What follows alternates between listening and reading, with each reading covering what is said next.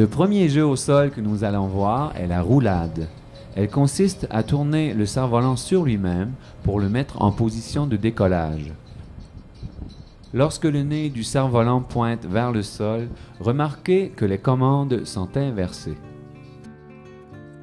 L'aile qui est à gauche correspond avec la main droite et l'aile qui est à droite correspond avec la main gauche.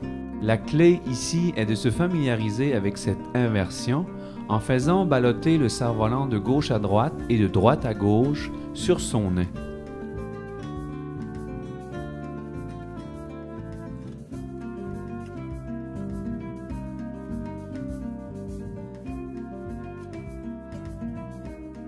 Pour effectuer la roulade, il est important d'abord de bien positionner le cerf-volant. Premièrement, il faut amener l'aile qui est au sol plus près de nous en tirant sur la ligne qui lui correspond, en donnant des petits coups secs. Puis en même temps, pousser vers l'avant la main qui correspond avec l'aile qui est en l'air.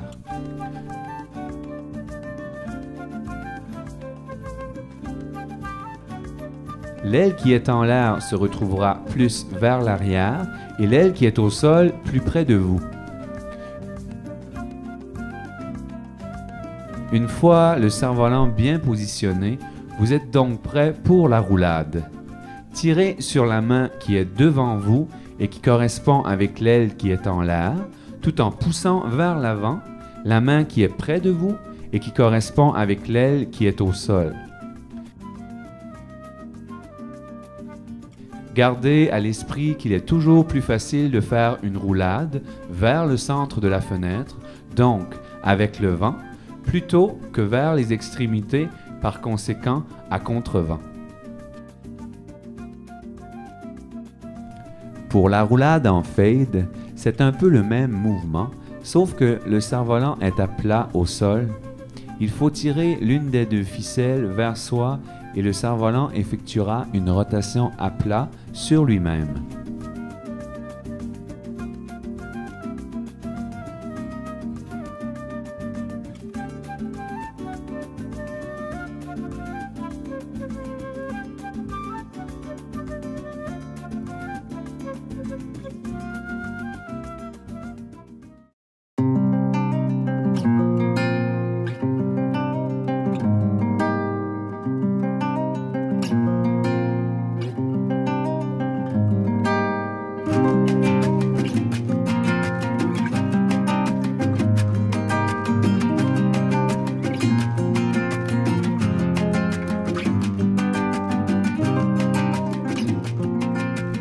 Il arrive fréquemment qu'au cours d'un vol, que l'une des deux lignes s'enroule autour d'une pointe d'aile. La clé ici est de tirer en donnant quelques petits coups secs sur le fil enroulé, tout en maintenant une légère tension sur l'autre fil.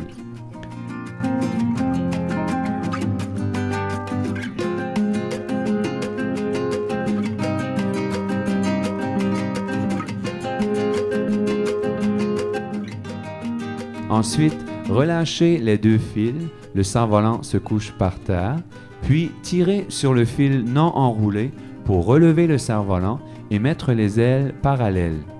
Si le fil est toujours enroulé, redonnez quelques petits coups secs jusqu'à ce qu'il se déprenne.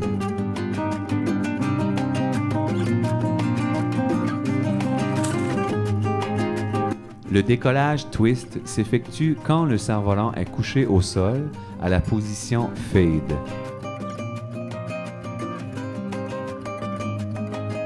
Il s'agit de tirer sur l'une des lignes doucement, simplement pour mettre le cerf-volant en angle au sol. Une fois le positionnement terminé, tirez fermement dans un grand mouvement sur l'autre ligne et le cerf-volant effectuera une rotation sur son nez de plus ou moins 180 degrés. La clé ici est de prévoir la fin de la rotation, puis de tirer sur l'autre ligne avant que le cerf-volant se retrouve avec le nez à plat par terre. En tirant plus sèchement sur la ligne, le cerf-volant effectuera le 180 degrés debout sur son nez. Un fil pourra s'enrouler autour du cerf-volant. Tirez sur ce même fil enroulé et le cerf-volant se déroulera d'une manière spectaculaire.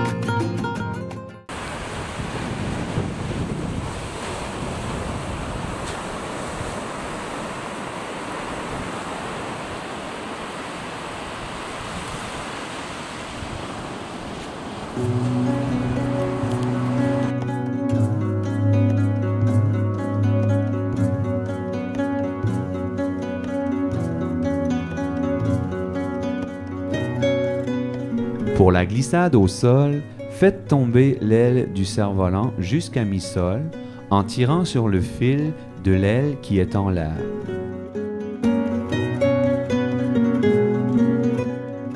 Ensuite, tirez sur ce même fil tout en gardant une légère tension sur l'autre ligne. Reculez pour augmenter la pression jusqu'à ce que le cerf-volant glisse et prenne son envol.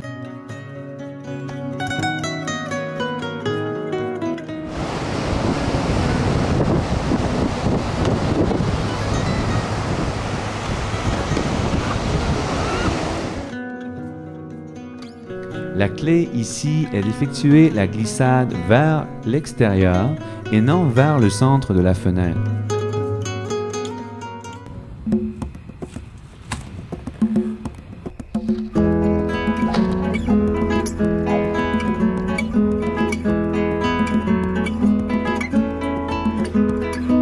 Pour le décollage ventral, placez le cerf-volant en position crêpe, c'est-à-dire le cerf-volant sur le ventre, le nez vers l'avant. Mais attention, ici, c'est une position difficile à maintenir au centre de la fenêtre quand les vents sont plus forts.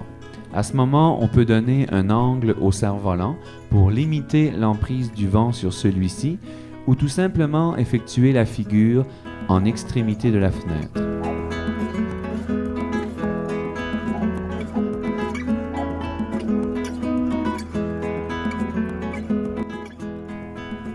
Tirez sèchement sur l'une des lignes et le cerf-volant se retournera sur ses deux pointes. Tirez également sur les deux lignes, puis relâchez et le cerf-volant se placera en position fade.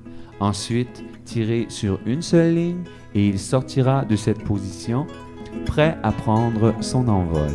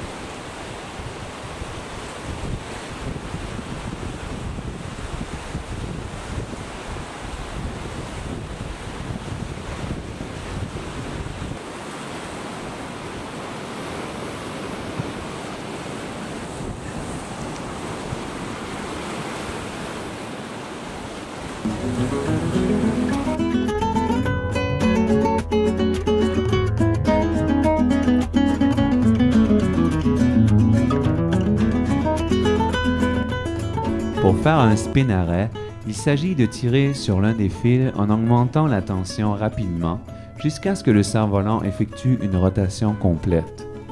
Une fois que le nez du cerf-volant aura presque atteint la position midi, relâchez rapidement la tension en poussant la même main vers l'avant parallèle avec l'autre main. Ceci aura pour effet de stopper l'appareil. Avancez de quelques pas pour le déposer au sol. Le spin arrêt se fait davantage avec la main intérieure.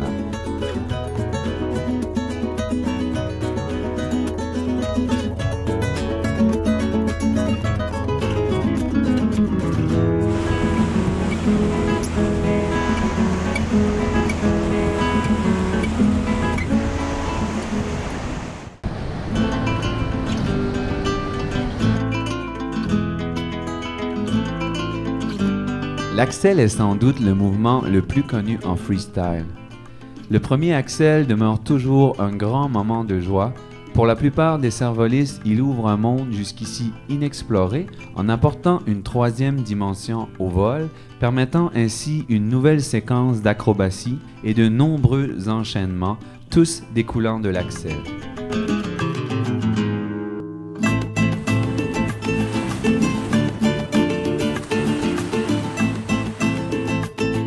Il est important de remarquer que le cerf-volant effectue une rotation à plat de 360 degrés. L'un des obstacles à l'axel est l'absence de relâchement dans les cordes une fois la rotation lancée. Un deuxième obstacle très fréquent est un mauvais positionnement au départ. Si vous effectuez un axel par exemple de la main gauche, le nez doit être positionné à l'opposé vers la droite entre 1 heure et 2 heures pour faciliter la rotation. Par contre, si vous effectuez un axel de la main droite, votre cerf-volant devra pointer son nez entre 10 heures et 11 heures, facilitant ainsi la rotation.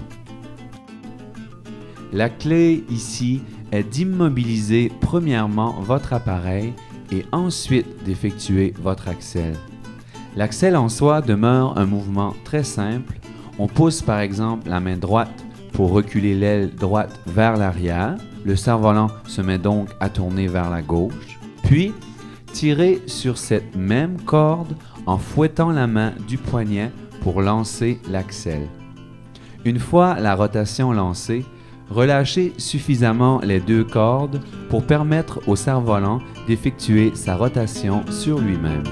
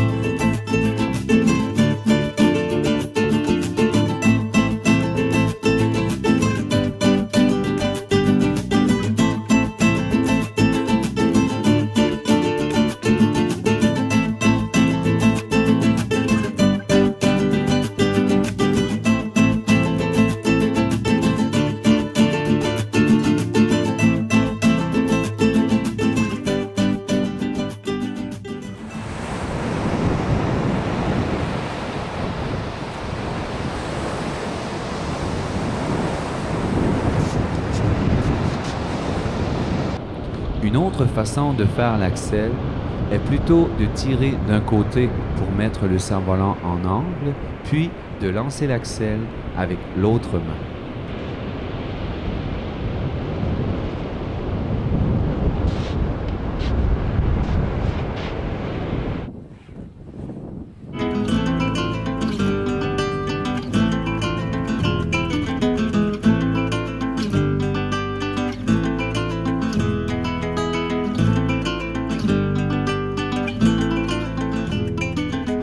Le spin axel est une combinaison du spin arrêt et de l'axel. On effectue une rotation complète comme le spin arrêt, mais plutôt que de ramener les mains égales, ce qui immobiliserait le cerf-volant, on lance l'axel à la volée. Lorsqu'on lance l'axel, le cerf-volant est encore en mouvement. On peut donc choisir l'heure qui nous convient.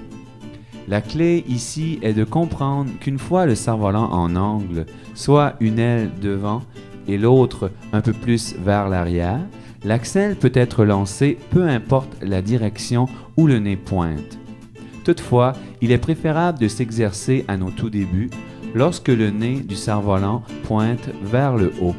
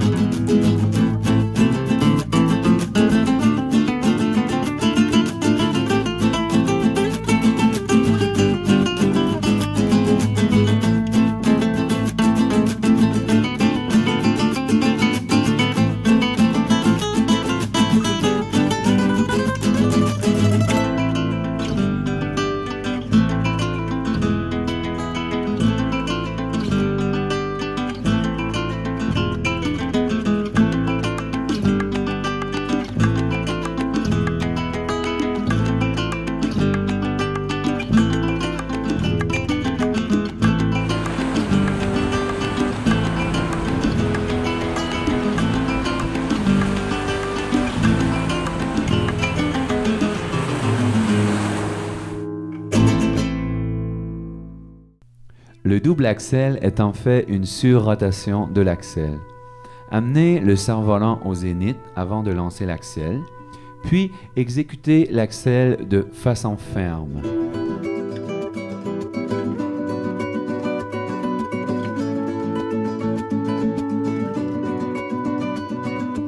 La clé ici est de passer le deuxième axel en dirigeant le cerf-volant. L'aile qui fait la rotation à l'extérieur doit être plus relâchée et on doit exercer une légère tension sur l'aile qui fait la rotation à l'intérieur.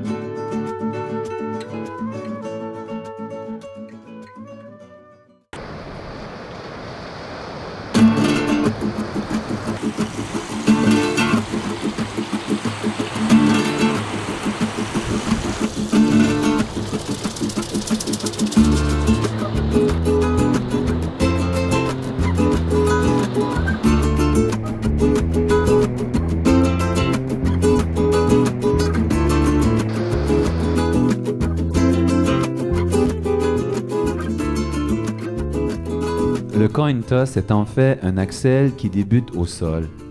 On applique une tension sur une aile, ce qui a pour effet de faire soulever l'autre. Une fois l'aile soulevée, pointant vers le midi ou encore dans un angle désiré, on n'a plus qu'à lancer un axel. La clé ici est de lancer l'axel en gardant à l'esprit que l'autre pointe d'aile est appuyée au sol. On doit donc lancer l'axel avec l'aile qui est en l'air en appliquant un coup de fouet d'une tension en relation avec le relâchement de l'aile qui est au sol.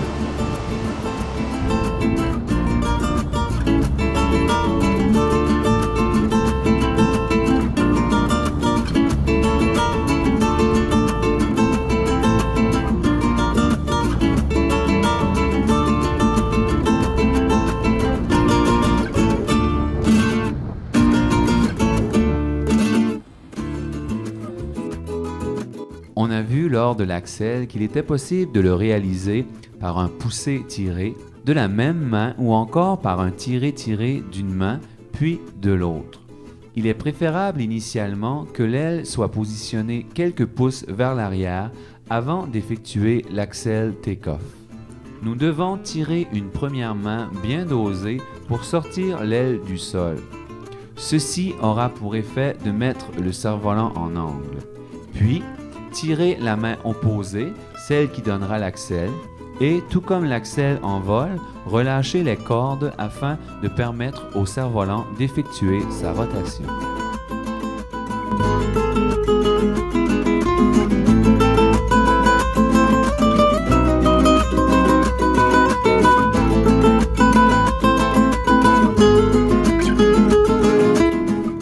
La cascade est un ensemble de demi-axels enchaînés l'un à la suite de l'autre ou encore un ensemble d'axels lancés lorsque le nez pointe vers 9 h, puis vers 3 h et ainsi de suite.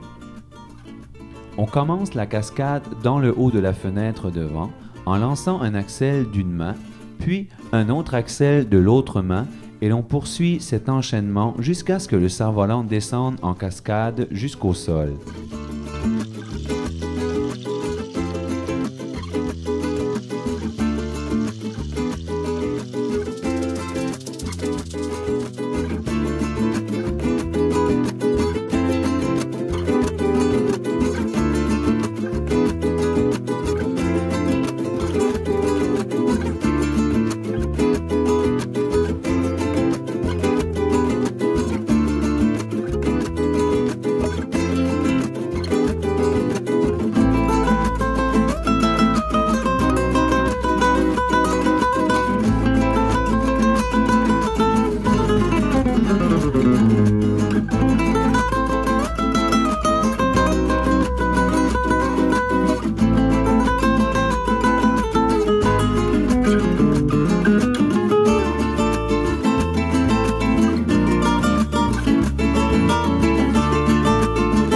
La clé ici est qu'entre chaque demi-axel, il y a un petit mouvement à faire pour permettre au cerf-volant de se placer pour l'axel suivant.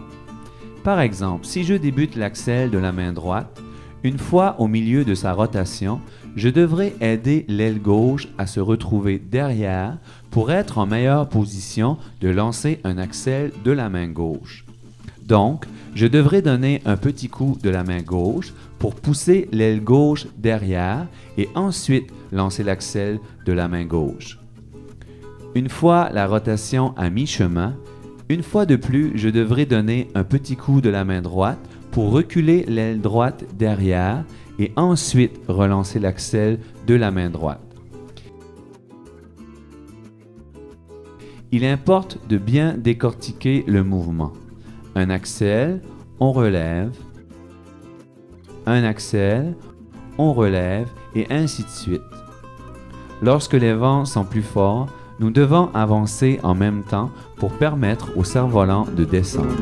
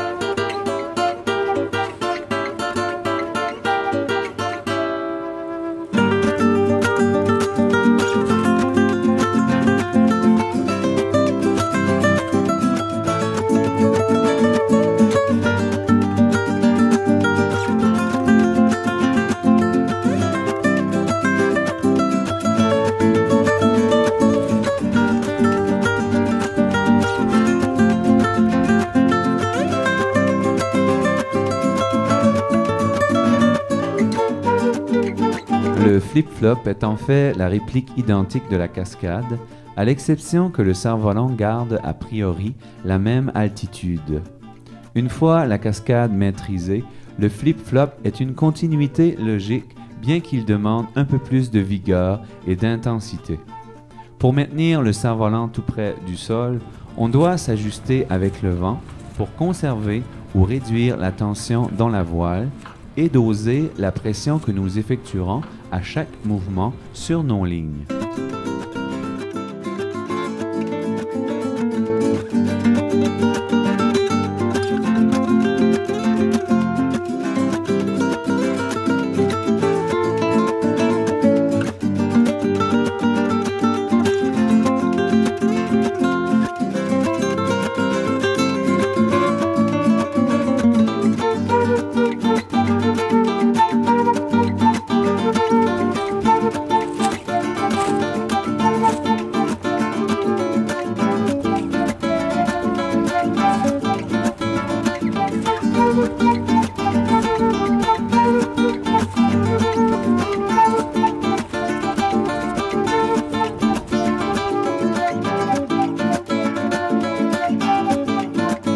Lors d'un flip-flop, si nous parvenons à faire monter le cerf-volant en augmentant la pression, soit lors de l'axel ou lorsqu'on relève l'aile, on obtiendra le mouvement Up to the Fountain.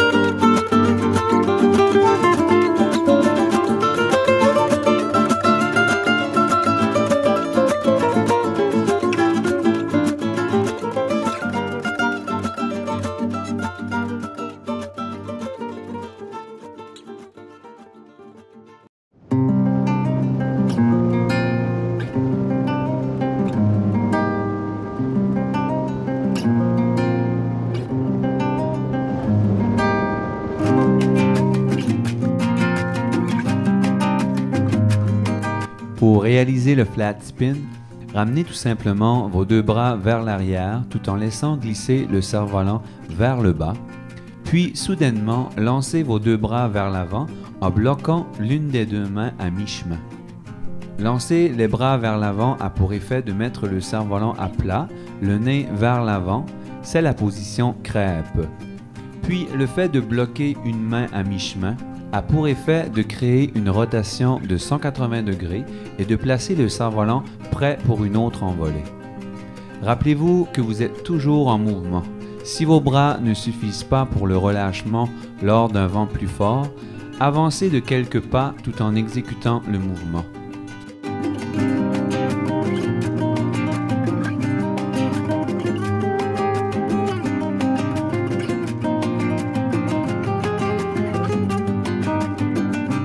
Dans un 540 review, tout comme le flat spin, on amène les deux mains vers l'arrière.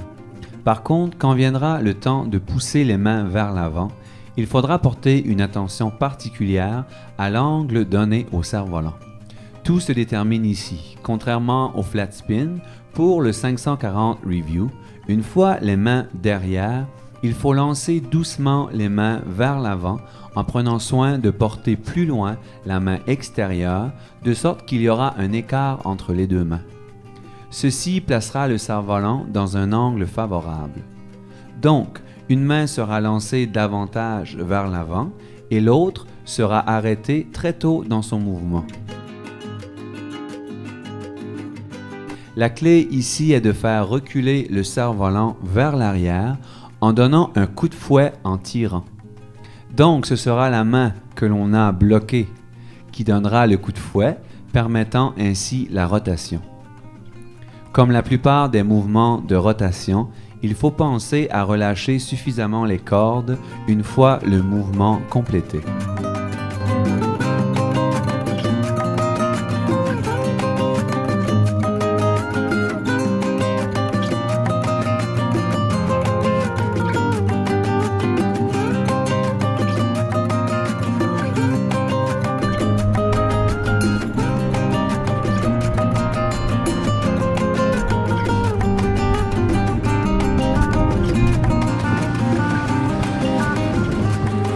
Si le contraire se produit et qu'un fil s'enroule autour d'une aile, tirez sur ce même fil pour tenter de le dérouler.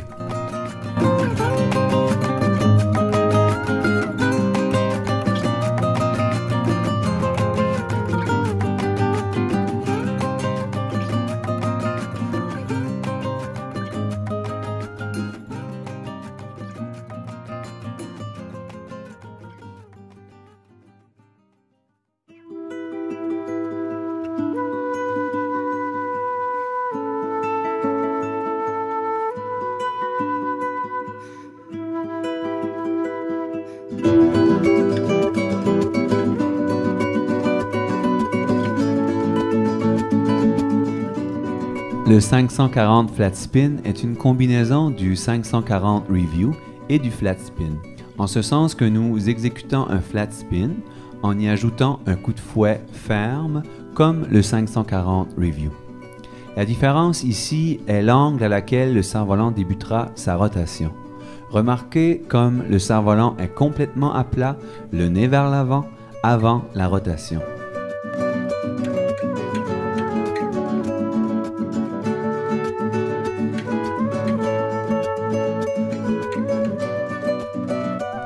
La clé ici est qu'une fois le coup de fouet donné en tirant fermement, vous devez relâcher suffisamment les cordes afin que le cerf-volant puisse effectuer sa rotation complète, puis remettre les cordes sous tension afin de reprendre le vol.